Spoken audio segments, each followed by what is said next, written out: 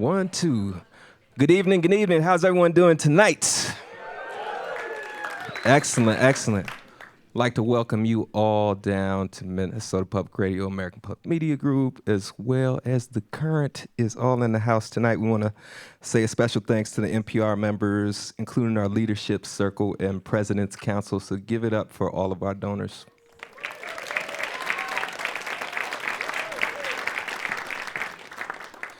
My name is Toki Wright. I'm the newest host on The Current. I have a program called Right About Now that starts this Wednesday night at 10 p.m. So, yes, I look forward to interacting with you all, but tonight is very special. We have one of the people that make this music scene vibrant and important and takes a message all across the world that is valuable, and she has a brand new record. Anybody heard of it? It's a little project called, I won't call it, I was trying to be funny, but it's a project called Chime. Anybody get a chance to check that out yet? Well, I want to welcome you. Testing, 1, 2. We want to make sure that you're all comfortable and ready to go, and give it up for Dessa.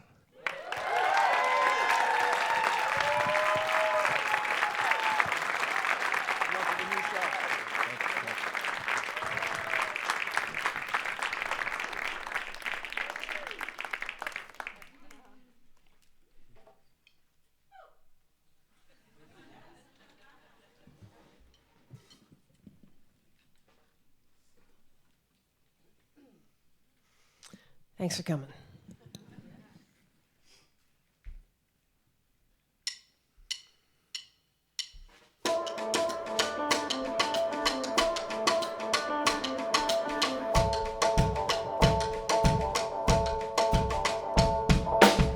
I've been Wendy, living with the Lost Boys. Youth spent as a deckhand on the convoy. Moved every night to prove we were something. Got confused if it was from a two that we were running.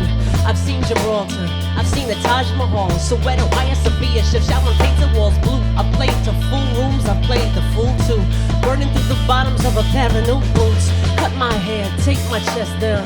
A woman on her own must be from out of town. Funny, you don't know the concessions that you're making until you catalog them. And by then they're many enter battle-hardened heat makes. Liquid of the asphalt, keepsakes and parking tickets on the dashboard. I'm here to file my report as the vixen of the wolf pack.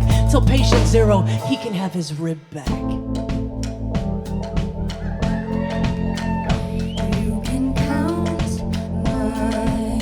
You wanna know what class I'm in? You can count mine. You can't be too broke to break. As a woman, always something left to take. So you shouldn't try to stay too late or talk to strangers. Look too long, go too far out of range, cause angels can't watch everybody all the time. Stay close, hems low, safe inside. That formula works if you can live it, but it works by putting half the world off limits. You can count my ribs. You wanna know what class I'm in? Count mine. You can count mine. Count my ribs. Cause we don't say go out and be brave. No, we say be careful, stay safe. In any given instance, that don't hurt, but it sinks in like stilettos in soft earth. Like the big win is not a day without an incident. I beg to differ with it. I think a woman's worth, I think that she deserves a better line of work than mother vigilance. Don't give me vigilance. By definition, you can't make a difference if the big ambition is simply standing sentry to your innocence. That's not a way to live, it can't be what a woman is. That gives her nothing to aspire to. What that is, it's just a life of running fire drills. We're running fire drills. We're running fire drills. We're running fire drills. We're running fire drills. We're running fire drills. We're running fire drills. We're running fire drills. We're running fire drills. We're running fire drills. We're running fire drills. We're running fire drills.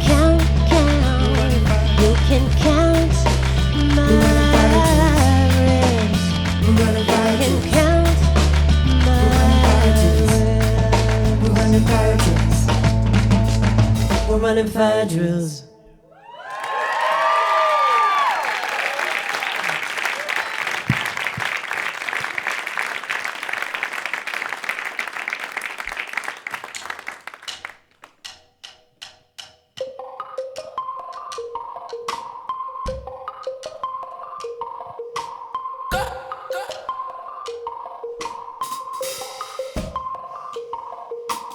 Double jointed, triple threat. I'm not some method actress trying to see my descent. You're gonna have to play the tape backwards, save that breath for choir practice. Got no time for my detractors standing on my staircase. All you are is a fire hazard. I put my time in now. I'm vetted, uncontested. See how an honest answer shuts down? Motherfucker asking trick questions. I'm out here arms wide, hiding nothing. I've done it all in broad daylight. I left the cameras running. The Phoenix and the ash. Red eyes shining in the camera flash. My secret is I don't keep none. See something, go ahead and say something. I ain't afraid of it. I won't drown, won't stay down. He finds a way to rise somehow. Scared the crowd is up, coming out and out. Don't see too many rivals now.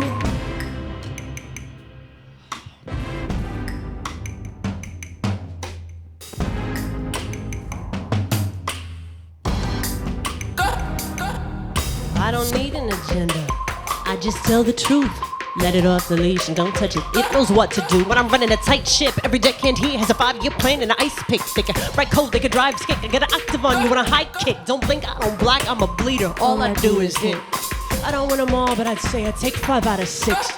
Clock's running, better glove up if you insist. Okay, let's see who's really counting coup and who's been counterfeit. I'm the Phoenix and the ash. Red eyes shining in the camera flash. My secret is I don't keep none. See something, go ahead and say something. I ain't afraid of it. I don't drown, won't stay down. He finds a way to rise somehow. Scared the crowd is out, coming out and out. Don't see too many rivals now. Cut my own gills with a pocket knife. Turning my fingers into sockets. My daily dose of lightning. Just buzzed enough to get me climbing up the kite string. My back is aching, my belt's too tight, but a chisel tip to this pencil fight. No luck, just fortified dice. I'm going morning and night, and I'm really rising. The fire on the horizon. I'm the Phoenix and the ash. Red eyes shining in the camera flash. My secret is I don't keep none. See something, go ahead and say something. I ain't afraid of it. I don't drown, won't stay down. He finds a way to rise somehow. Scared the crowd is up, coming out and out. Don't see too many rivals now. Phoenix and the ash. Red eyes shining in the camera flash. My secret is I don't keep none. See something, go ahead and say something. I ain't afraid of it. I don't drown, won't stay down. He finds a way to rise somehow. Scared the crowd is out, coming out and out. Don't see too many rivals now.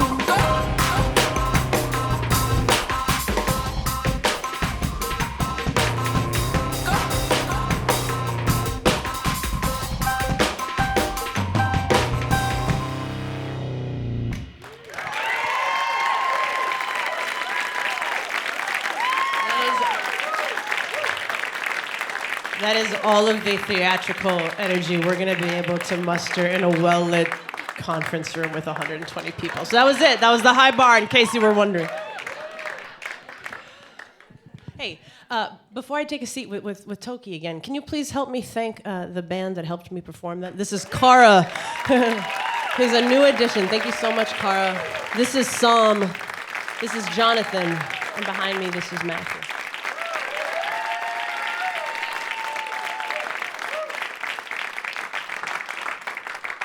Okay.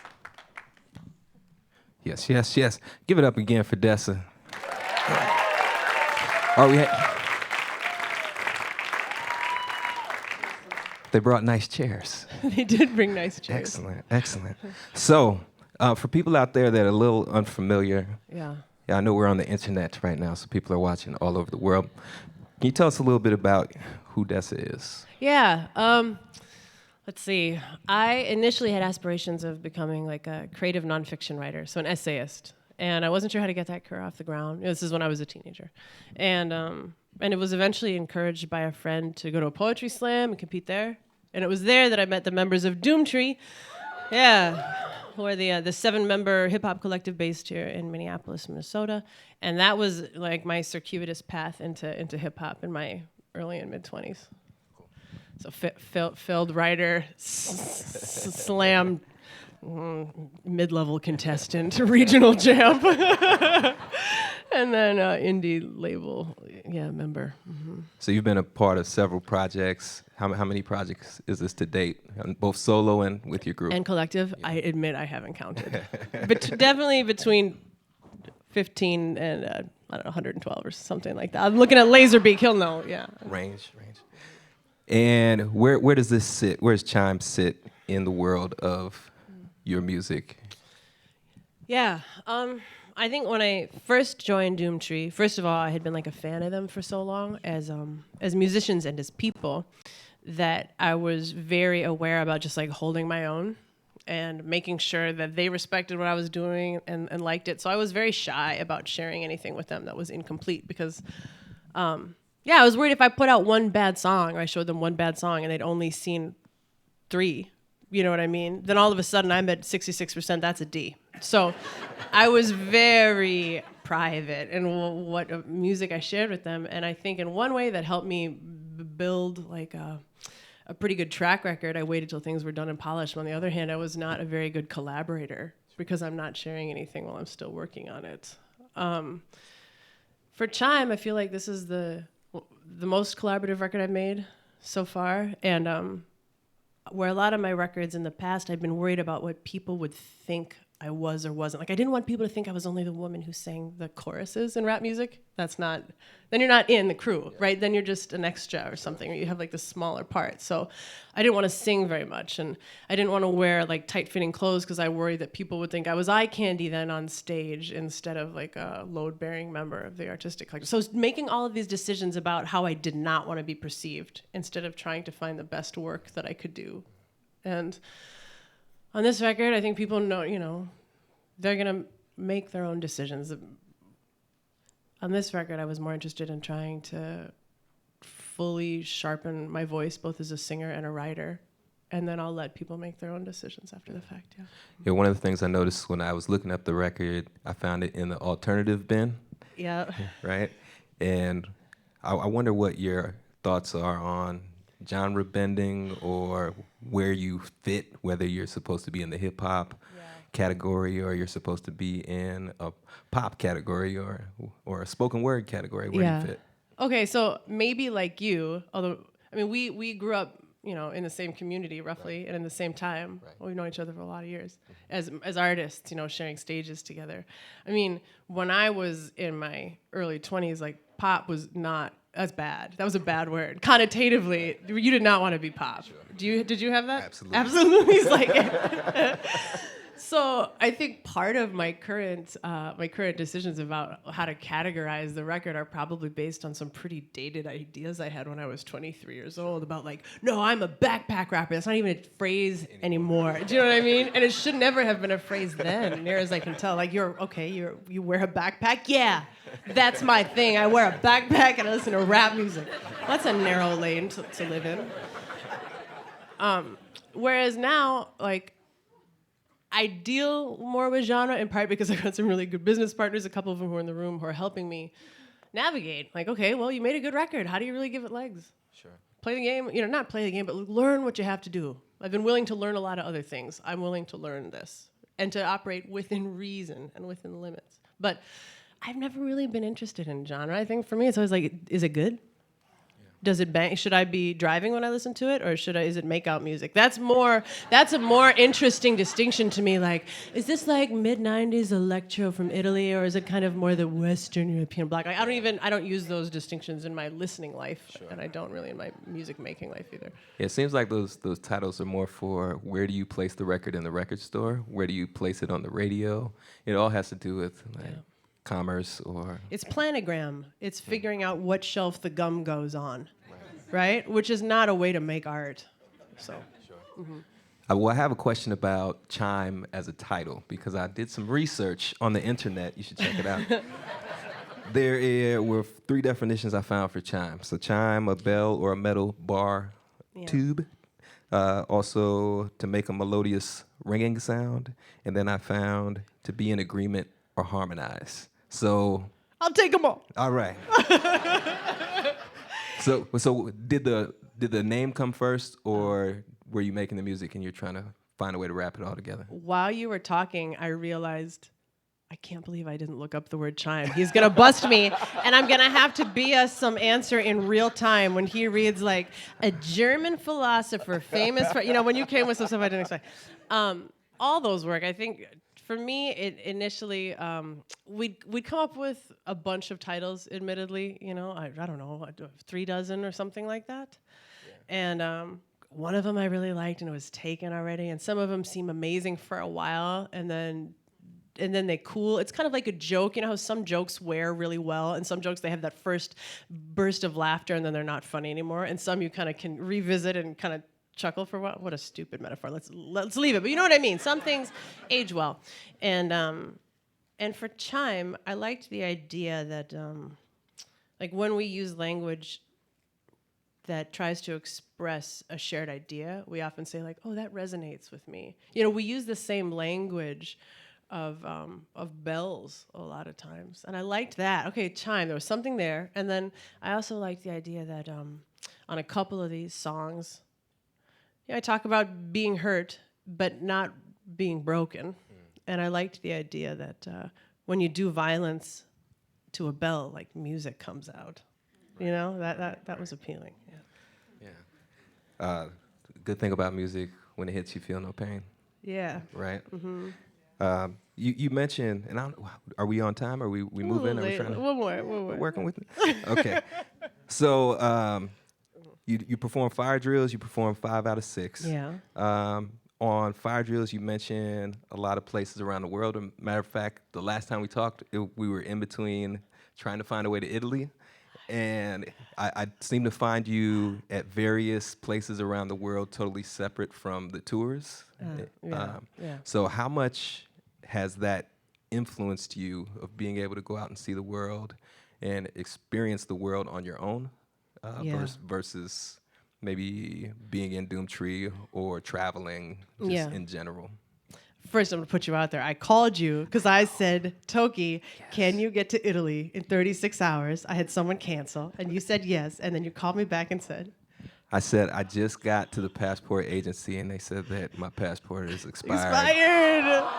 Meanwhile, no joke, I had secured someone to drive Toki Wright's sleeping body across Italy. I was like, you just get there, you take a Benadryl, you fall asleep. It's a safe car, I swear to God. You get there, we put you on stage, wake you up, get a cup of espresso. We had a plan. Anyway. I was with it, too. I know.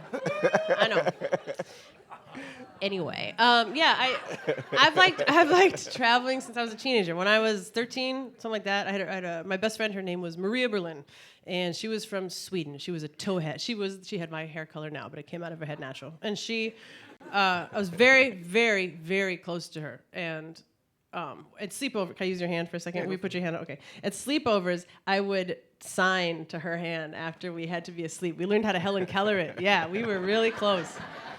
And she had to move away to Sweden again. And I said, I'll go. I'll learn Swedish, and I'll just go to Sweden with you. And so I got a job at Dairy Queen, and I went to Sweden alone for the first time at 13 or 14. And for me, that was like the start of a lifelong thing. I think I travel for different reasons. Some of it maybe is sometimes to kind of get out of your own head. Also, I'm a very verbal person, and I feel like it's done me well to go to places that don't speak English because I cannot bullshit effectively, right? I mean, I have to be myself because I can't charm people in the way that maybe I've practiced here at home. I have to genuinely pay attention to what is happening and try to communicate in an unpolished way, and I feel like I come home better for it. Yeah. Uh-huh. Okay. Yeah? Can I? Okay. Yeah, of course. So I'm going to welcome a couple of other collaborators to stage, if I may. I'm going to ask Andy Thompson and Lazerbeak, who are the executive production team on this record, to stage. Bing, bing, bing, bing.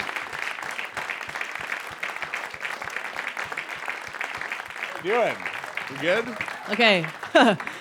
Oh, let's sorry. just call out for the audience watching at home that both Lazerbeak and Andy Thompson are wearing headset microphones like Britney Spears. That's so rad to me.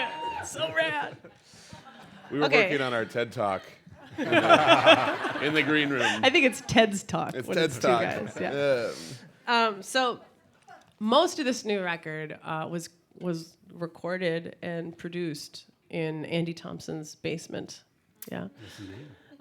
Which you call is Instruments Landing. Instrument landing, yeah. Oh. I caught that. It's okay. Sorry. Okay, Instrument Landing. And what I was thinking that we could do today was like talk through 3 of the tracks of the record and kind of explain step by step how they came to be. So to start each one, I'm going to display on screen the working title that we used before the track was actually named. So this one was called Soma before we had to make a name for it on the record. And now I'm going to play a stem from this song to see if you can identify the track from which it comes. A stem means a single line of audio. Usually, songs have all sorts of stuff writing, like bass, guitar, voice. So this is one piece of the song.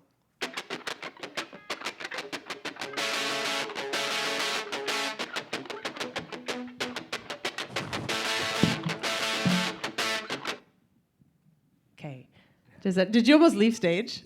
Of course not. I could tell if you were like disgusted or so moved. God. And it was just like Sit in this chair right for like the last 10 minutes. I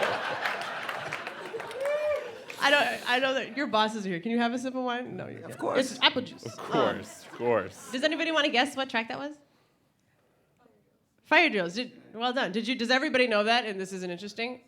Everyone knows that. Ooh, okay, carry on. Good job, Jing Jing.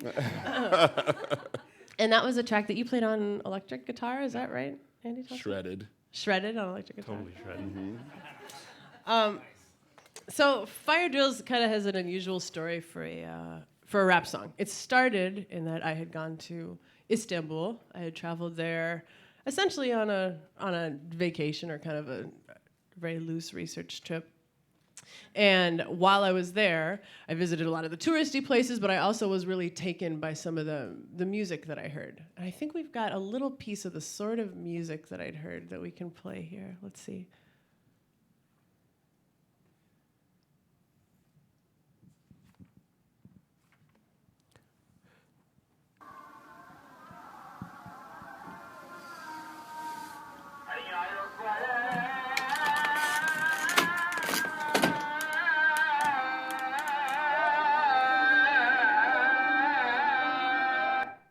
So those street performers?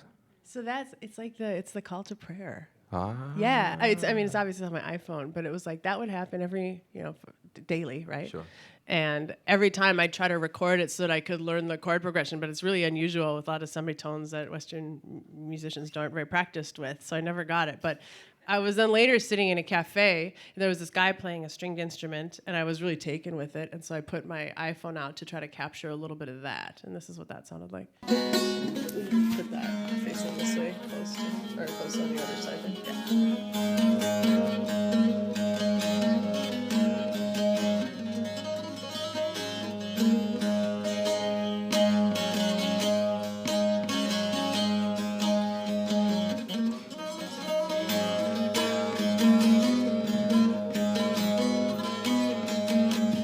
And then after listening to that, Andy Thompson and I had been asked to put a new piece together for the Minnesota Orchestra.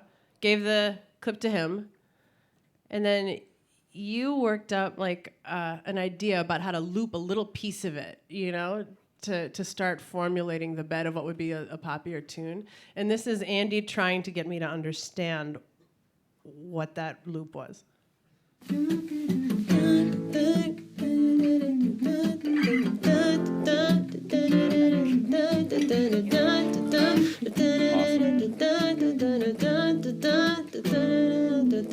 Am I right? Meanwhile, There you go. Andy's like this. Yes. Like we did that for an hour. I was like, is this it still? Am I right? Yes. Yes. Hey, Andy, how often do you have your demos played in front of a room full of 300 This is people? maybe the first time. I didn't know that was coming, so yeah. I like it. Yeah. And then from that, you built up Andy built up this whole full. I did, yeah. orchestration. Should I walk through it? I think we've got even like a little tiny piece to play of. Oh, of the Some the of it MIDI anyway. mock-up, Can we get a few seconds of what Andy put together? This is a MIDI rendering, so it's made with electronic instruments.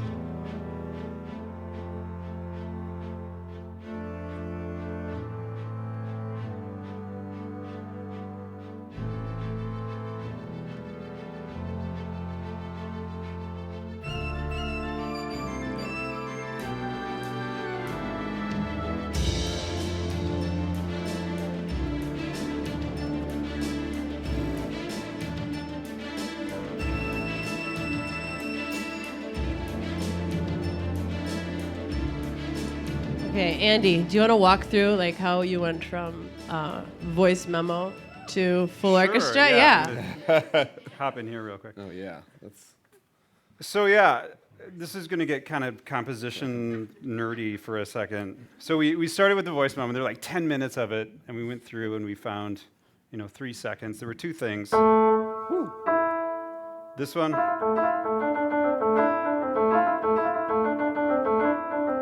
Which was kind of like he was playing using Turkish scales, which are very different. A lot of things in between notes that we use. They use notes that are even in between those notes.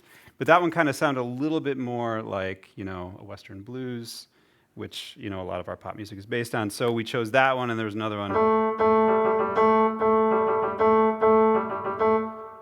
And those were the 2. Those are like the 2 nuggets. And then in that demo that we just heard, it had a slightly different chord progression, and I reworked it later on. I had that one riff, and I took your favorite chord progression, which you don't realize is your favorite chord progression. But basically, like, a lot of her most popular songs start with that chord, and then go to that chord. yeah. So, Call Off Your Ghost and Chacon, and I think Warsaw. Secrets out the They've back. all got that.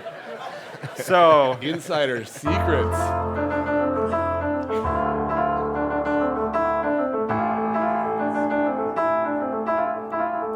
So that was the nugget of the verse. And then so we were doing this for an orchestra, and we had done a whole show, and I felt like through that whole show, like we never gave the brass section enough love. So I wanted to do that, and so the B section, the chords basically work really well with low brass. So it's like a very traditional brass chorale.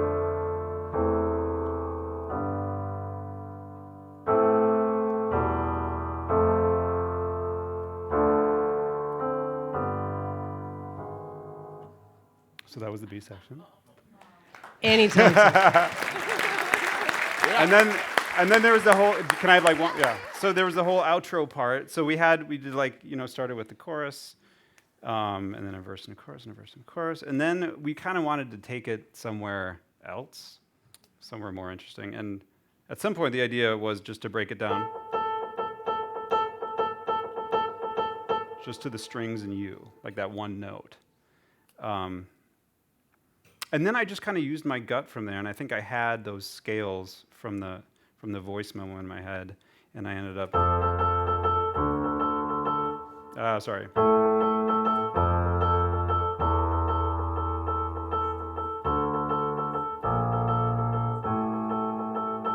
Which feels like it needs to build and it needs to get big, and then that motion in the left hand turned into.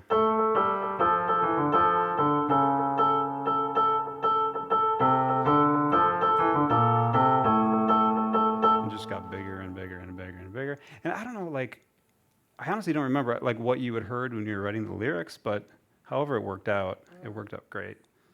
Because the lyrics just build to this giant climax. And then you had the fire drills thing. You had the fire drills line, Yeah. but you had the fire drills So, hook. but so then, Yeah. so we do this show with the orchestra, right? Yeah. And we're all there, and it's fancy, it's like dresses and stuff. And we do the show, and it works, and Couple people like dresses. it. Now it's like, okay, now we're gonna make this a rap song. Right, so this is where we are, right? I have a multicultural voice memo I'd like to share. Well, I've reverse engineered your preferences in classical, right? Okay. So now we need to make it bang. Gotta make it bang. That's Lazerbeak. And then I came in and I made it bang. Well, I did. So this is the MPC. This is like what I've made all my beats on since I started making beats. That's about pretty 15 new. That's years that's ago. a new version. It's a new version. Yeah, It that's hooks up nice. to the computer. I know. Yeah, that's pretty nice. But yeah, like with this one especially, this kind of trifecta of like these guys really working out a lot of the orchestral stuff and the music theory stuff, and then me getting to just come in and be like, oh, it needs to thump a little harder. Okay, cool. Like really playing to my strength or whatever. I get to just like bang out on this thing. So I took the original like MIDI keyboard synth that Andy had done. So there's that. And then I had his sample that these guys had worked out. So it was like the...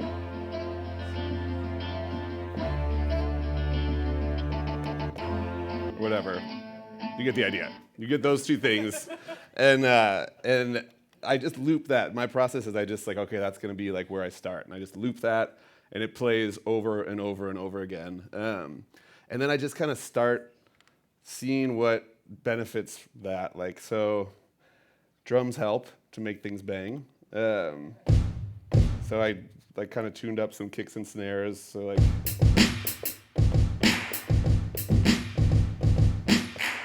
So I got all sorts of, there's the 808. So, you tune an 808, so that fits in with the chord, so it's like the first chord is.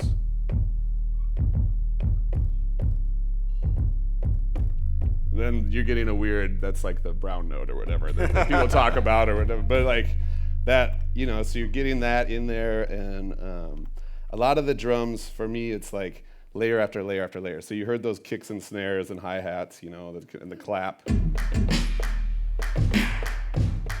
But then it's like, how do we do more? There's like all sorts of these weird little percussive, you'll hear that? And these are all kind of tuned and pitched, and this is in there. That's in there at times. Like all of it gets layered into this kind of like everything in the kitchen sink. And so let me just see if I can show you in time like how, I'll just start adding in layers here. So there's the normal stuff. Hi-hat, metronome. There's the snare. Claps. And then you'll just start to hear these little percussive things slowly coming in. If I can do this right. So here's another break that gets dropped in. Some more like, and now you hit them with some kicks. Then there's like more percussion. Here's the 808 that's gonna come in. And then, okay, so now you're like, okay, it's kind of banging. It's kind of like a rap song style or whatever. And then what I always do is I just, knowing that I'm working with these guys, I have the liberty to not craft an entire song with a verse and a chorus and all these things. My goal is to just put everything in there. It's 8 bars, and then I just slide it on over, and I make this guy deal with it. And so, I got to play around with a few different things. Like there was a, let's see here. There's a piano, so I just found that note, and then you can go in and just like I tuned the 808, it's like.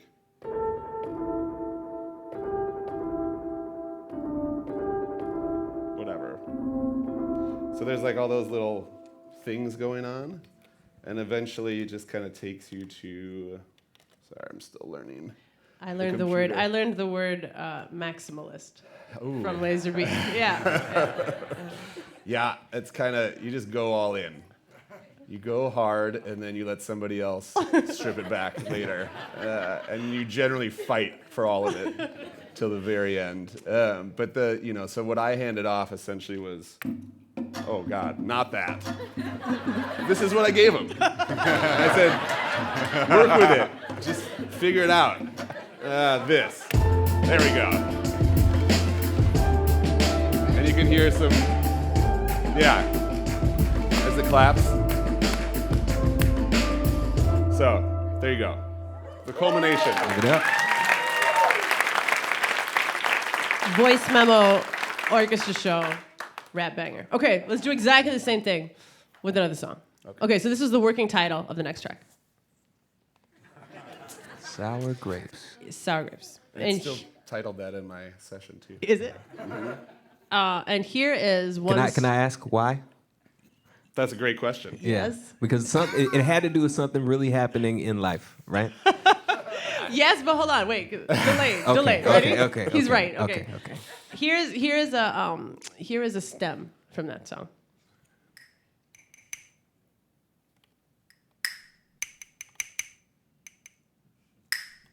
It's not very musical.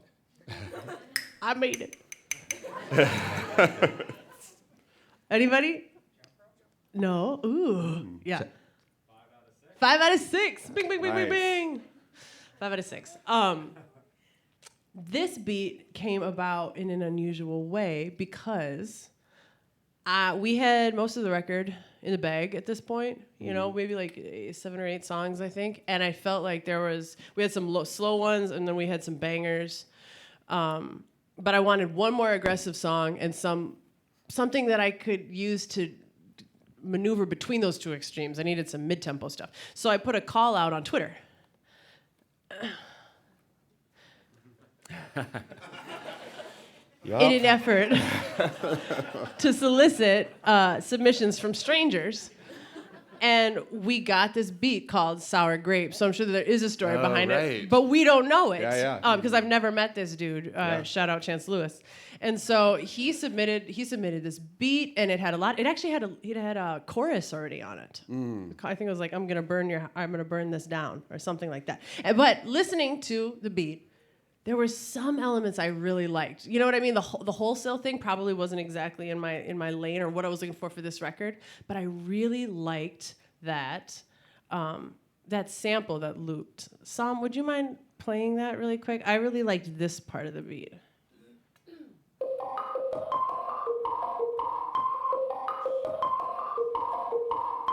That's so cool to me. That's still. super It tight. happens all the time. That's really tight. But I can never watch because I'm supposed to be rapping. It's cool. And so then our task was to try to figure out, okay, given the fact that there was this one element that I was really compelled by, how do we build an entire rap song out of that? So I think one of the first pieces was you doing some synth stuff, right, for that one? Yep. Do you want to talk about it? Do you want me to do that thing? Oh, yeah, you can do it right here. Yeah, okay. Well, you go first, and then I'll. Oh, sure. I'll do that, if that's all Well, right. I have to say that I had to swallow my pride because when I see Dessa put up some like, hey, everybody, let's send some beats on over, I immediately am like, well, there's at least like 4 veteran producers in Doomtree that are like waiting by the phone. And so then I get the email like, oh, yeah, I got this little like 4-note loop thing, and we're going to need to turn it into something. What's Sunday looking like for you? But you know, it ended up being awesome. It took a second. It takes a second. You got to breathe in. But I begrudgingly was like, sure, help you out with your little song. Seems fine. So this was the thing. We were like, okay, this is it, which you obviously just played and crushed.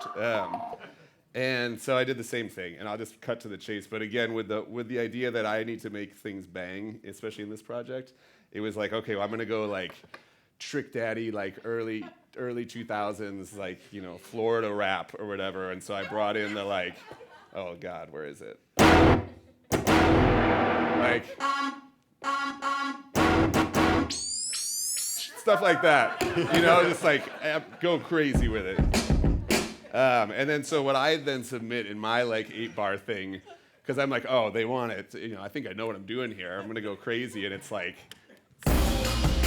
just like, okay, just like, and then like immediately we like put that in. I just see Dessa's face like, and she just goes like, okay, well let's just go down one by one with the stems.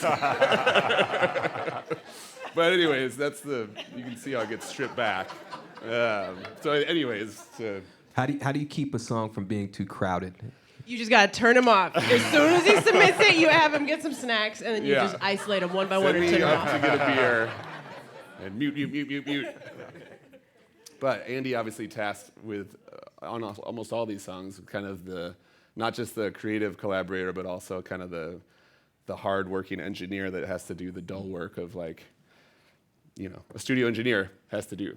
So we were very fortunate because I am vehemently against ever learning how to do any of those things in my life. It's helpful when someone can do it. Yeah, so like that, we had an 8-bar loop. I don't know how long the song is, like 112 bars or something, right? Yeah. So we had to take those 8 bars and figure out how to turn it into a song, And so some of that involved turning that one bass note into like a chord progression, and then having that break, that orchestral hit break, and working that in.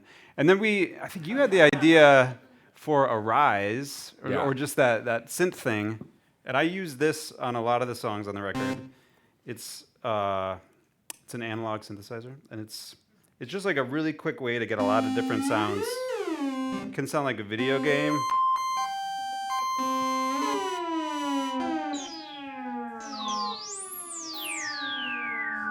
But we didn't want that sound. So we basically ended up, we wanted something aggressive. There's different waveforms here. That's a square wave. Looks like a square. That's a triangle wave. Looks like a triangle. And this is a saw. So that's kind of the most aggressive one. And then you can mix a second one in there, put it at a different octave.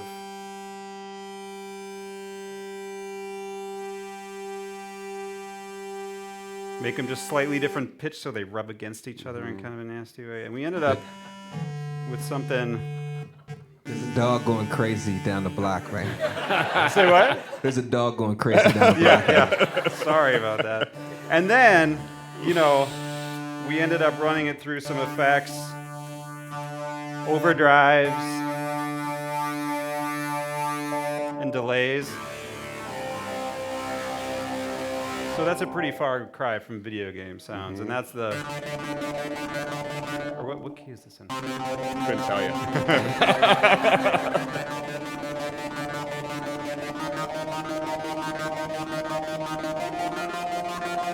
That kind of builds through the whole second half of that song, and it ended up working really well under the bass line that we came up with. So that was that. Yeah, crushed it. So again,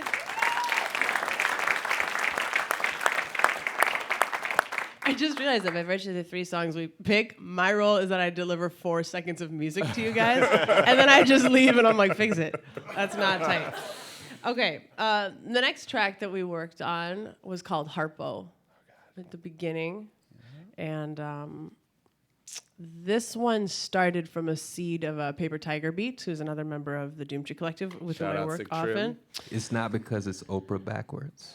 I think this one is actually because of that. Yeah, so. he only names beats after famous celebrities whose popularity peaked in the early 2000s. Yeah, it's kind of a finite window for Until him. now, I mean, it was just before the speech. He named it before the speech. Yeah. So this is one of the stems, one of the sounds that's buried in this song.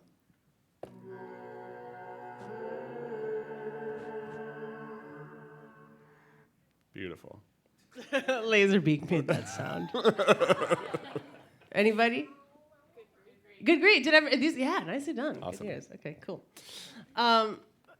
Good grief. Perfect. Okay, so for this one, I had a beat by Paper Tiger. I work with him a lot. I like his chord progression. And and I wasn't sure, however, about exactly which chorus I wanted to use. Because to me, I had a feeling this beat is so pretty, and I think the melodies that you can write over it are so beautiful. To me, it felt like this one might be a single, and I want to get a really good chorus to this one. I want to get it just right, and I want to get something that's catchy enough that places like The Current might consider putting it on. So I'd written a lot of choruses to it, and then I was second-guessing myself, and I sent it to the dudes. So I sent it to Lazerbeak and Andy Thompson and Paper Tiger. So here are 3 of the choruses that I sent.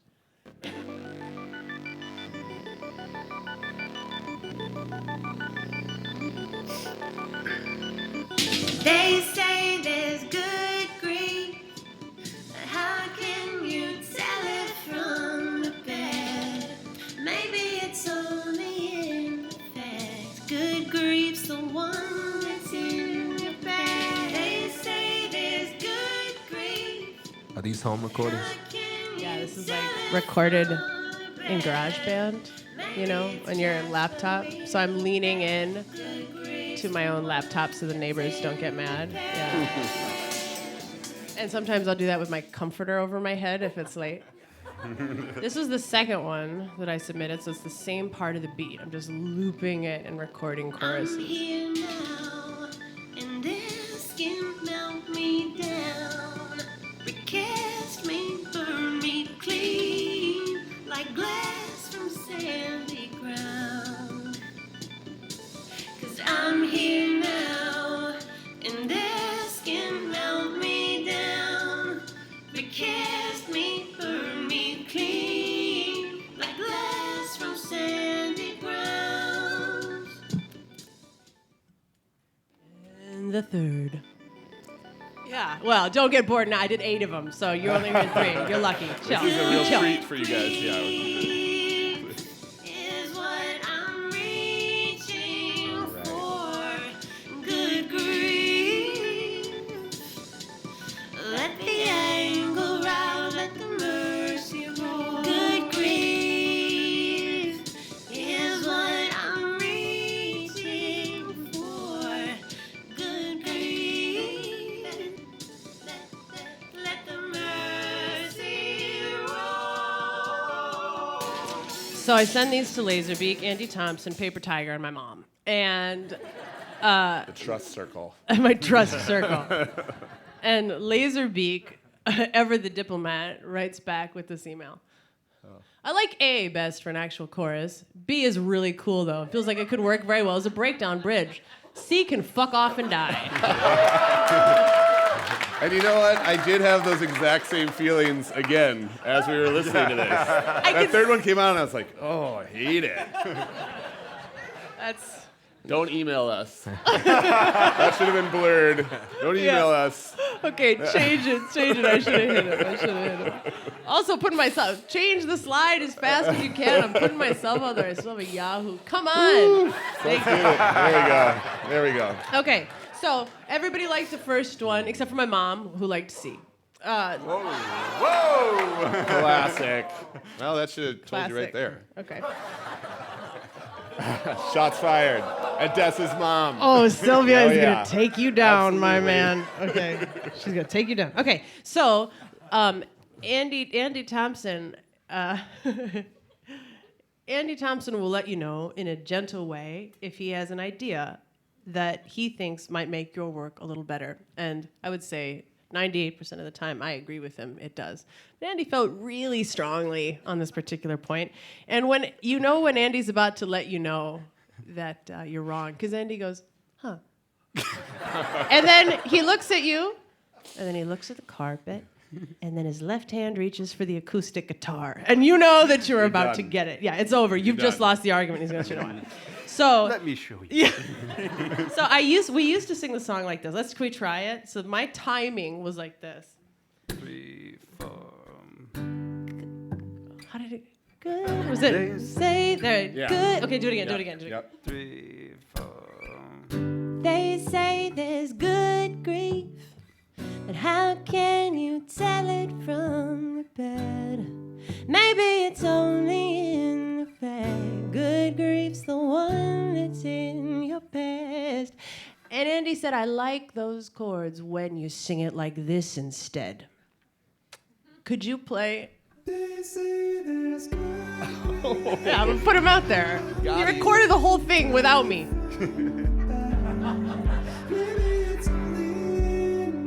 What is my role?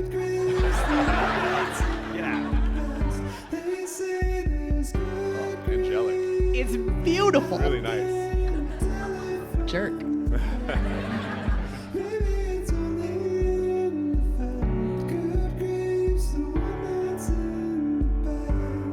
So explain how you changed the timing.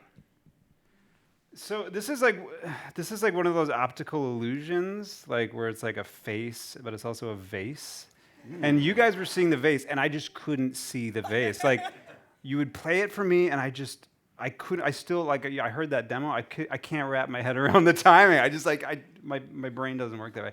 So it was basically instead of 3, for one. They say, I just wanted good on the downbeat. That's all I cared about. So, they say there's good Grief, how can you tell it from the bed?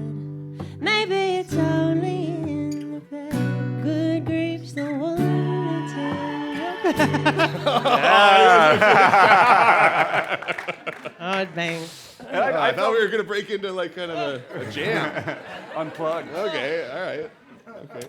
Okay, I have to also just bring up the pie filling. Oh yeah. Okay, so It's here. I know it's there. So my It perception, is outdated. working with Andy, like, because we work together on this orchestra stuff, right? Andy has a very well-kept home. Andy has a real piano instead of like just the keyboards that we mess around with. Andy has a million guitars and all this like upgraded gear, and he backs up his files, which Doomtree has like heard of but never tried before. And he has like 3 beautifully raised children who always say hello and like say goodnight to him in their pajamas before bed. Like he just has like a proper living life. It's enraging. And so it's enraging. And so I was always hella careful, you know? I was always hella careful when I went over to his house. I was like, oh, right, like people take off shoes sometimes. I've heard about this. So like learning to like take off my shoes. And I'm always was trying to be so careful.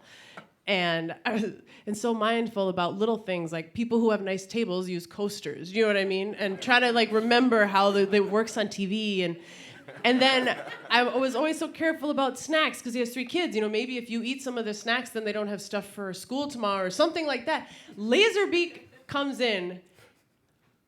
Immediate rapport between these 2 dudes. Like they grew up together, tracking in mud, and goes, man, I'm hungry, and opens Andy's pantry, which I would never have done in 100 years. We've been working together for months. And Beak says, is this pie filling? And he just opens up a can of pie filling. And he starts eating, and there's pie filling everywhere. No. You know, meanwhile, I've been like, I brought you a grape, or like, do you want a latte or anything? And Andy's like, I love this guy. I was like, I hate you too. That's how you make an impression. You get in there, you make an impression. Made me mad. I made it a peanut butter and pie filling sandwich. It was awesome, and I highly recommend it. Yeah, Okay. it's pretty good. What I'm hoping to do is take some chat with you, and then later maybe we could take a couple questions from the audience. Sure, that works. Yeah? Can we do that? Does that work? Oh yeah. All right. So, good grief. And as well as 5 out of 6. 5 out of 6. We went through all these songs, and I'm just trying to see like what is the through line in this whole conversation that you're having with your record. I liked it better when you read out the definitions to the word chime. I can look other stuff up. I mean, I think it's sort of a dodge, but I do think that part of the trick of trying to make music in a way that feels native and genuine to me is like, I don't like the idea that it would all have to be about exactly one thing, because I don't think that's how most of us live our lives. You know what I mean? So if I was like, what is this month about? Well, in this month, you're a wife or a husband, and you're a son or a daughter, and you're also paying bills, and your car broke down, and all this stuff. So for me, I like the idea of trying to make a through line that feels stylistic or voicey. Like the way I use words, I hope, feels like the through line, so that what I'm using the words about can be more flexible. Yeah. So I hope that there's like a poetic sensibility that unites the whole record. And I think, to be honest, a lot of the handiwork of these 2, like trying to figure out, okay, well, I like orchestral sounds and I also like bangers, so how do we do that in a way that doesn't feel really jarring and abrasive? And a lot of that happens in the in-between moments between the really big and the really small. It's like, what is that synth line that can fill everything together? Or what's that shaker that you almost don't hear that stops a really quiet moment from being totally bare? So I think the production and the voiciness, I think. Maybe. I noticed in Good Grief, it sounds like other voices are coming into the conversation. Was that, did you bring in other players on that, or other singers on that, or was that just you doing your other voice? You mean like literally the voices? Yeah. Yeah, that's me. Was that you doing all the voices? That's a lot of Dessas. That's a lot of you, yeah. A lot of Dessas. So how do you... I think it's nice when he says it, and then when you say it doesn't sound nice. Yeah. Yeah, I mean, your brother always says things different. Yeah, exactly. So do you have to? Are you just like changing octave, or are you are you like beneath the microphone with your mouth covered, or Yeah. something, trying to get these different sounds? That's interesting because I feel like when I record in my bedroom, and you're not worried about being expressive, I feel like I'm happy with my instrument and I can do a lot of things. I can sing very high and I can sing very low. That's harder to do on stage when you have to provide a sound team with a relatively uniform volume. But yeah, when I'm by myself, and if I get a lot of takes, if I can erase the ones that I don't like, I like trying to sound like operatic for a moment, and then really poppy for another moment, and then kind of rock and grit sometimes in another moment. I think that's fun. You said, well, can I throw you hardball? Yeah. A little bit, half Okay. one? Yeah. A little? Okay. Yeah. Okay. All right, cool. Okay. Fast pitch softball. Okay, fast pitch. I read a headline yesterday, Chicago Tribune, Yep. and it said, Dessa delivers a Me Too classic on Chime. Now, where do you think this record fits in the conversation? And do you ever get all of the weight to have to answer the question? Yeah. So initially, the song that the interview is talking about is that song "Fire Drills," right? And the lyrics to that one were "Tell patient zero he can have his rib back." So it's a very obviously gendered conversation. Because of the time cycles that records work on, very often you're writing a song months and months before it actually is public, which was the case here. That I'd written the lyric before the Me Too movement had begun, but then by the time we're releasing the record, it's there. So it ended up being a scenario in which, like, musically, the culture has changed around this piece of music, right? So now I'm having to merge onto a highway that wasn't there last time I checked my blind spot when I planned on releasing this record, right? Oh, there's an interstate here. I'll figure out how to merge. So that's made conversations with reporters a little trickier, admittedly, because I do feel like, I want to be more informed when they ask, how does this fit into the movement? So I had to, appropriately, I had to do my research and make sure that I understand the Me Too movement more fully, irrespective of whether or not this is me trying to contribute to it, because I didn't know it was going to happen. At the same time, with the exception of probably the song Bullpen, I've been reluctant to talk too much explicitly about being a woman, only because I think that it's so obvious that I'm a woman when you listen to my music by virtue of the instrument, that I want to put a welcome mat out for listeners who don't think the way I do. Not because I'm trying to sell as many records as I can, I don't want to offend people, but because I think that's where persuasion happens, is when you say, welcome to this conversation. For the record, this is how I'm experiencing the world. So if with friends, I use the word like feminist. When I'm not with friends, I don't. But not because I'm not one, just because, hey, if that word happens to turn you off, then let's just like talk about the idea. I care about the ideas more than I want to like win on semantics. I don't care about the word. Keep the word, man. I want to find a universe that allows people to live and love and work fully. Yeah. Name it what you want. Yeah. Yeah. Roll 2 is killing it. Okay, thanks. Those are my bomb sound effects. It makes me think of a lyric I found. I can't remember what song it was, but you say, I don't bow, I don't bend, I fold for no one, and I never win. Is that correct? Did I get that close? I always win. Always win. But it said ironically, so you got the feeling right. Yeah. Yeah, it said ironically. Mm-hmm. So in that, we lose a lot, in life. Yes. Through the experience of trying.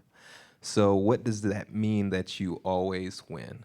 So I'd written that song after like I'd had a personal inventory year, what's working, what isn't, and ended up ending a relationship with a dude who I really admired, but we weren't working out. And sitting in my apartment and realizing one night, like, technically, I think I just got what I wanted. This feels awful. This feels awful, and so that line is delivered very tongue-in-cheek. The song opens with the lyric, here in my paper crown and a glass of flat champagne. It didn't feel like a win, man, But also, to be honest, being aware of the fact that, like, I'm competitive and I'm driven, and that leads to some very lonely moments, and figuring out how to navigate those two things. Yeah. Well, I wanted to ask you a whole lot of questions. You have all these titles in your project. One that really stood out was Velodrome. Never heard of it before. I went to the internet again, Hey. my second brain, and a cycle racing track typically with steepy bank curves. So that's the thing that the Olympic Yes. cyclists ride around. So what's that all about? I was trying to write a song about free will, but I didn't want it to be one of those songs that sounds like it's trying to be really, really Free will or free wheel? well played. Free Willy. Free Willy. Okay, not well played. That was both of us. Free Willy 2 or Free Willy? Which one? Yeah. I was trying to write a song about free will and Got it. determinism, and it was in part, again, like how much of yourself can you change? Like, I'm driven and competitive, right? Can I turn that down if I want to, or is that just sort of me, right? Or when you feel a strong feeling for someone, or you feel hurt by someone's insult, can you decide to feel that way or not? I was thinking about questions like that. And I thought maybe a velodrome, which are those cycling tracks, would make a really nice metaphor for that, because your route is determined. There's only one way to go, and everyone's going that way. But I wonder if it feels like, you know what, this time I'm going to go left. This time, I think I'll go left again, and I remember wondering, like, birds, when it gets cold, do they kind of chitter and chirp at one another going, let's go south? We think about that when we observe it as this programmed migration. There's no conscientious. Well, I wonder if people observing us might be, now he puts on the cardigan like he always does, So I was trying to investigate that idea of how much of our behavior we can freely elect. Sure. Yeah. How much do you, it seems like most of your work is introspective. Like you're looking inside for something. Is that a lot of responsibility, a lot of weight to have to essentially expose yourself to everyone every time that you open your mouth on a stage or every time that they press play on a record? Yes, but I want to say, too, that I don't have any interest. Like, there was a trend in creative nonfiction, the kind of writing that I really like, whereas, like, everybody wrote a tell-all memoir one year. And I was like, I think that sucks, because I think that I have no interest in bearing secrets for secret's sake. I think that exhibitionistic art is very boring and self-celebratory most of the time. The only reason that I'm introspective is because myself is the only self I have access to.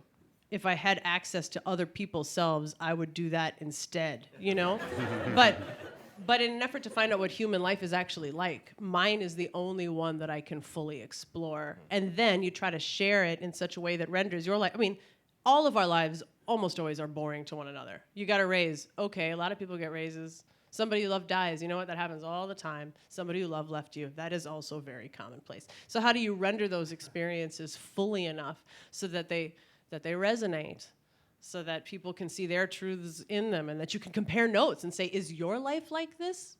Or no? And if not, how does it vary? So I just feel like that's the only clay I have. So that's the stuff I use. Yeah. Very good. Good to hear.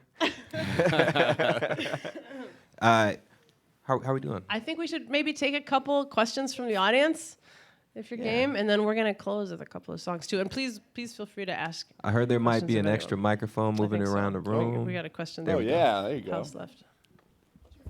Hi, you said that your first choice for your album title was already taken. Temper. Just curious what it was. Temper. It's That was a good line, one. Who stole it? man. Who was it again? Who cares? Yeah.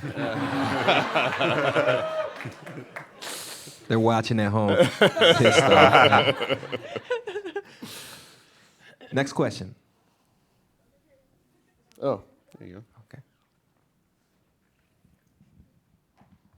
Hi. I've noticed over the years that you use lots of motifs in your music, sort of like angels are one, kites are really a lot there, and seamstresses and sewing and stuff like that. And I'm wondering how much of that is sort of like you thinking about those motifs, or you just finding that they continue to fit over the years, like Sure. how they work. I think the only one that I'm probably really mindful of is I try to make sure that there's a reference to kites on every record. I do that intentionally. And then the bells had been a little more recent. I think that's in the past, like 8 years. I don't know exactly what made those feel some type of way for me, you know? It happens right beneath the threshold of what I can articulate, and I think I could come up with a BS answer, but it probably wouldn't be true. And then seamstresses, I think probably have to do with I used to sew a bunch, and my mom did too, so I'm sure that kind of got in there. And then lastly, the Gothic stuff. I'm a vocal atheist, but I was raised Catholic, and for whatever the Catholic Church does imperfectly, and I think there's a lot, they make super rad sculptures, and they're pretty good at metaphors. So I like that, and I think also culturally, there's a gravitas that we all collectively associate with that, even if it's only because, like, oh, this kind of imagery I usually see in church or at a cathedral or in a graveyard. You know, so it's like there's this built-in universe of association where all you have to do is touch it lightly and the whole thing goes off because we have this shared points of reference for all this stuff. So I think that's probably why some of the Catholic stuff still ends up, and probably also because it gets in your head pretty deep. Yeah. Mm-hmm. Let's do one more because that was too heavy. Next question.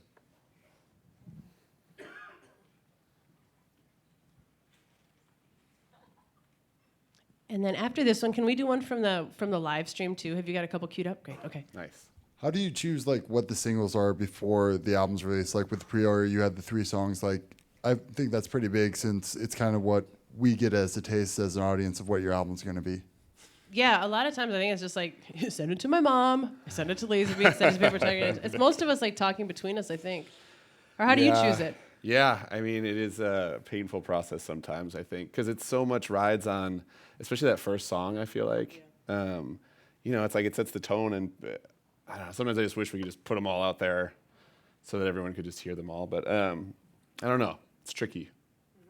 I find it very tricky, and I hate it. How do you do I it? feel like working on it, you get a feeling. You know, I mean, you hear these songs hundreds and hundreds of times, and if one is still piquing your interest and making you nod your head a little bit, like, that might be the one. And like you seem like you had strong opinions, and also you knew the order in which to do them. Like, I can't do that. The sequencing? Yeah. We had a pretty awesome back and forth on the sequencing of the record. I think Dessa won in the end. Yes, I did. Yes, I did.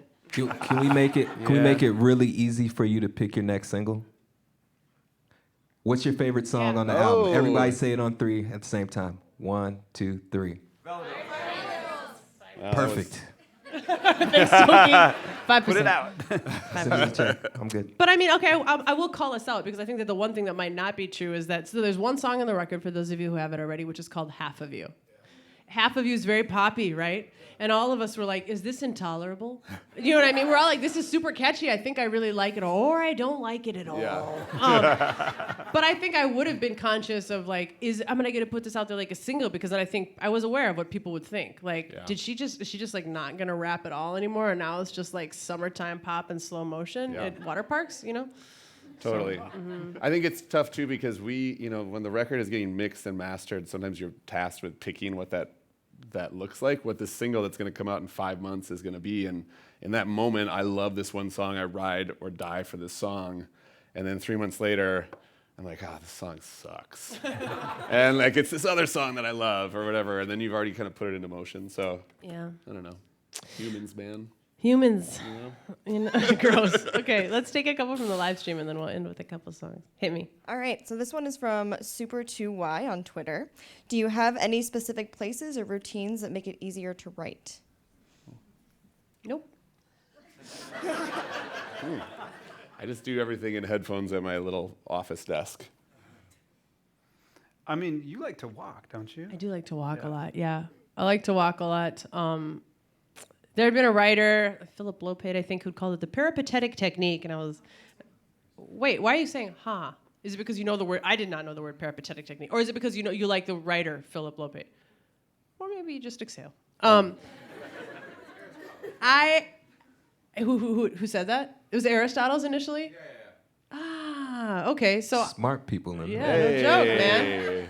Okay, so Philip Lopate, quoting Aristotle, had mentioned this technique, and it was essentially just walking around while you do stuff, which to me seemed like it might not warrant a new phrase, but I do like the idea of when you're stuck on something, like, intentionally subjecting yourself to a bunch of new images, because maybe one of them will jolt you out of the the rut. Mm-hmm. Andy has a standing desk. I do. Just want to put that out there. We were really impressed with it. Again. Just want to point that out. So if you should go to Andy's standing desk. Walk there if you can, and that's where the writing happens. Yeah, yeah. You want to hit me with one more? Okay, this is Bailey Nolan from Facebook. What was the most difficult part of recording this album? I think we'd all maybe have different answers. Oof, I just want you to answer it.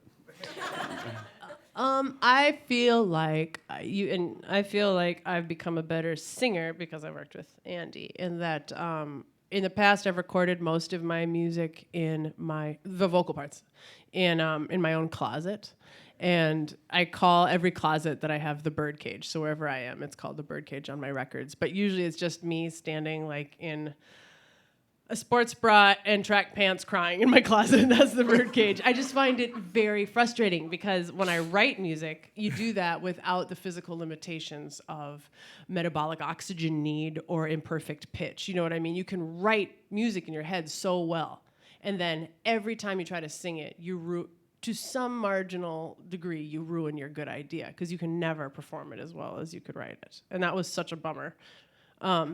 And then I'm working with Andy, recording on this guy. Mm-hmm. So that's that was what I looked at for a lot of hours. This is my entire world, was this foam little den.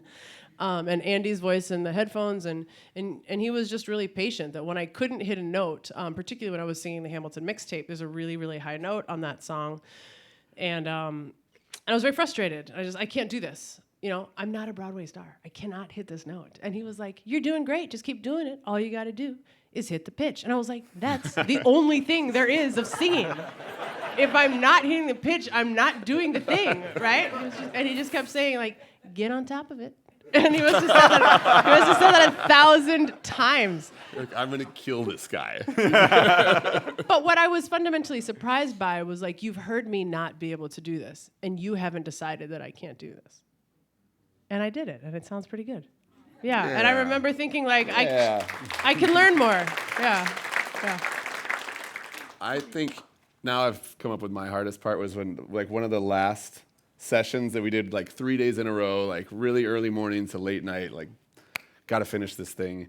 And we kind of had a big celebratory hug at the end, and me and Dessa walked out, and I slipped on the steps. And I, like, thought I had broken my left foot and my right knee, and there was like crunching going on, and I just remember being like, and then I was hemmed up for a bit, and that was painful. That was But bad. I didn't break anything. I had 2 lights on my front stoop, and neither of them worked. And you walked out into the night at 2 a.m. and just broke your foot. But it made us closer. The text thread, we just texted each other pictures of like high strength ibuprofen for a while. How about you, Andy? I mean, so at the beginning of this record, like, we were in the middle of the orchestra show, and we started working on Good Grief, and then Velodrome kind of started becoming a studio thing, and like, I don't think we realized right at first, like, we were making a record. Yeah. And so when we all realized we're making a record, I was like, but I got to do this orchestra thing. How are we going to just get the hours in the day? So that was tricky. But then once we had the workflow going, you know. For the record, I totally knew that we were making a record, but I was like, don't tell Andy we're making a record because he's way too busy to say yes. We just got to get in there. Yeah, sneak it. It's true. Sneak it under the radar. That is what happened. But yeah, I mean, once we had the workflow going, it seemed to work. And then bringing in Joe Mabbitt at the end to mix it was huge. Because I could, Joe Mabbitt. Like, I do mix, but like, he mixes better, and to just be able to, like, you know, take the sessions given to him and have him like and wrap have it him up come back and, just sounding amazing was a big treat. Will you guys please thank my collaborators with me, Lazerbeak and Andy Thompson. Let's get out of here. Thank you guys. Thanks for having us. Thanks. All right, thanks, Togi. Can we do a couple more before we wrap this thing up? Sounds good. Let me get out of your way. Give it up for Dessa again.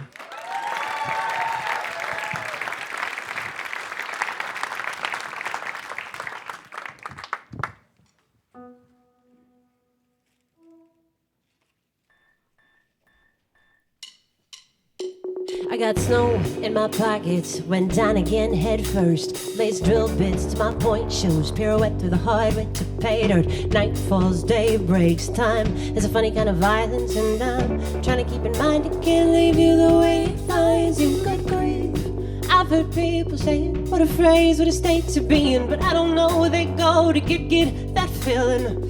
My knees stay clean, not much for praying. I do my own stunts and my own saving, but there's something I miss, something I've been missing. Maybe good grief, but how can you tell it from the bed? Maybe it's only in the fact. Good grief's the one that's in your past. They say there's good grief. How can you tell it from the bed? Maybe it's only in the fact. Good grief's the one that's in your past. This time my best wasn't good enough. Well, usually it is. But the air got a little rough. Took off the fuselage and engine and both wings. But I'm ready to work for this. Just show me what to dig. I'm willing to hurt for this. I know exactly what this is. I want that good grief, the one that heals me, that leaves me clarified by fire when I'm burned clean, tempered by light and heat. On the dead of morning, I'll be better for it and then fortified. I'll rise, bust the hive and let it spray champagne. Wings are broken, but I feel no pain. It's real today. I know this feeling. Let it rain. They say there's good grief.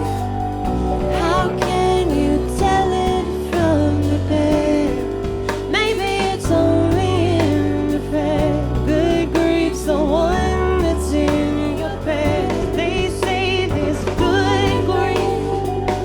How can you tell it from the bed? Maybe it's only in the bed. Good grief's the one that's in your bed.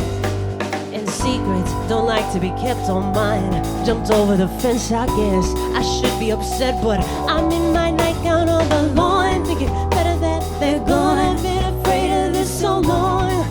It's a relief when it goes wrong.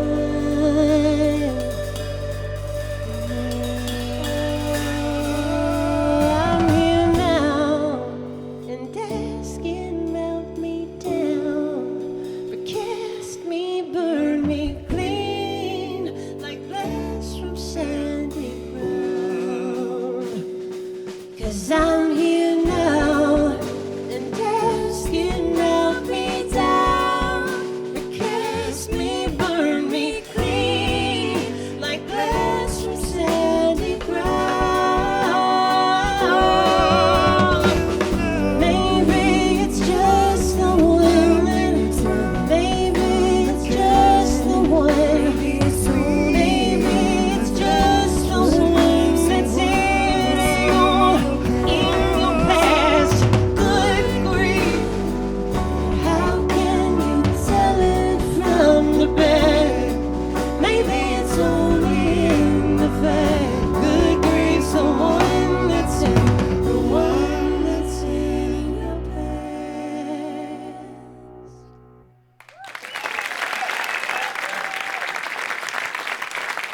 Thanks. And we're gonna do one more before calling it tonight. Thank you for staying a few minutes late. This is the first time that we've played this one out. This is the song Half of You.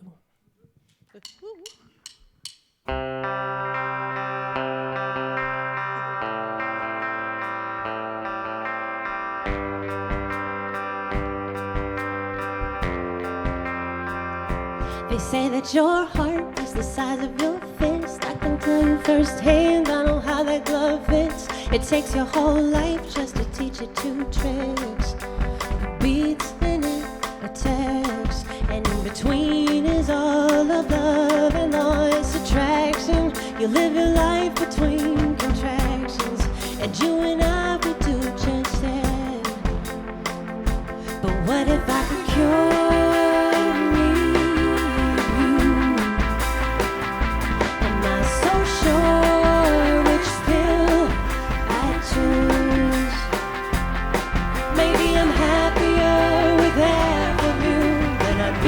Clean but empty rooms in the mess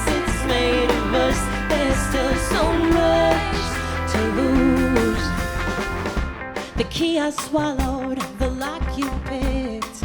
All these spinning battles, and I'm still the mark you missed. We should be a settled argument, but I can't do that. Can't remove the screws of my own youth. Can't just pull out all the fuses and start new.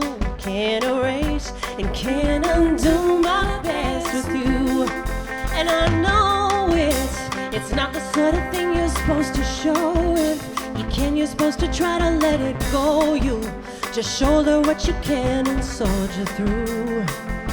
But what if I could cure me of you?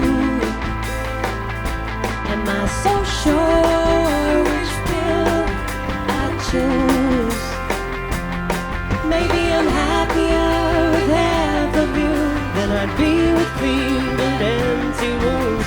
The mess it's made of us, there's still so much to lose.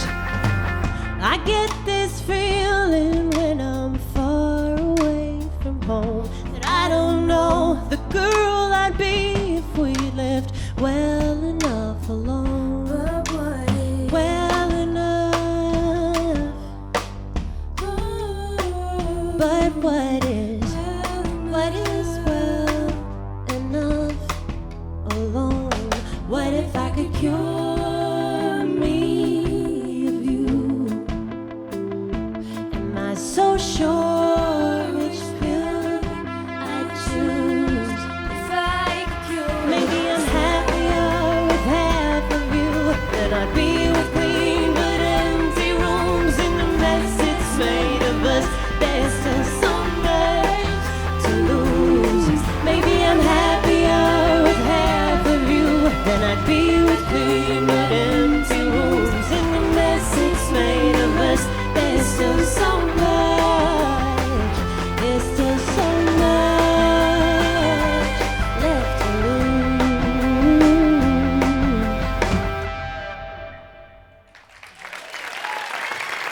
Thanks.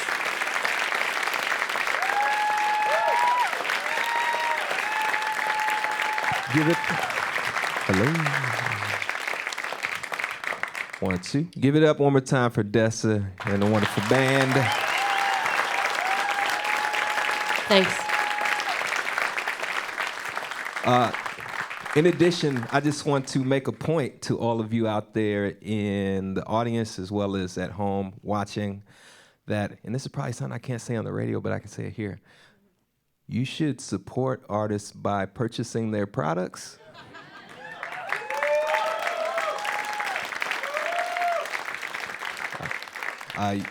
It may be easy to just stream it. It may be easy to just borrow it from the internet and put it on your computer. But to spend that few dollars that you have and skip a meal and support an artist, it means everything. So let's make sure that we support Dessa, because Dessa is really one of those people that is out in the world making Minnesota look good. So thank you. All right.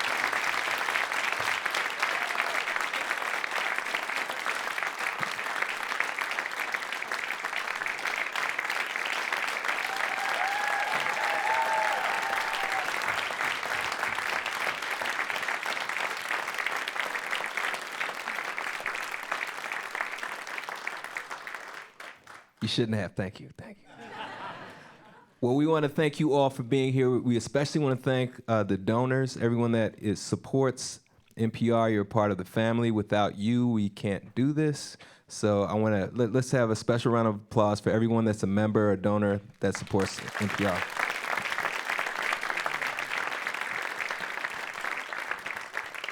Get home safely. My name is Toki Wright. I'll see you on the radio Wednesday night. Have a good one.